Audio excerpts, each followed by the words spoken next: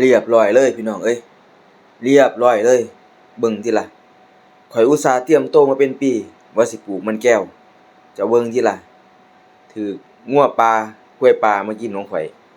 จักกะสิว่าแนวใดไถข่อยก็ไถแล้วนี่รอให้แต่ว่าเขา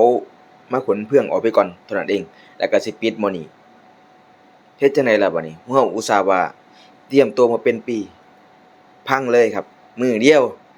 อีหลีเบิ่งติล่ะเครือมันข่อยเบิดเลยครับจักผมสิว่าแนวใดอุกอั่งอ้าวมันเข้ามาก็โอ้ยเนาะงัวมันก็บ่ฮู้ภาษาเนาะงัวควายบ่ฮู้ภาษาเนาะก็จักสิว่าแนวใดถ้าสิเอาปุ๋ยยูเรียมาหดมันก็ยูเรียมันก็สิงามนะครับพี่น้องแต่ก็บ่อยากเฮ็ดเนาะมันสิเปลืองเนาะเบิ่งติล่ะกกกล้วยข่อยก็บ่รอดเด้อพี่น้องเอ้ยโอ้ยเมื่อยอีหลีกว่าสิปลูกได้ส่ำนี้เนาะพี่น้องเนาะ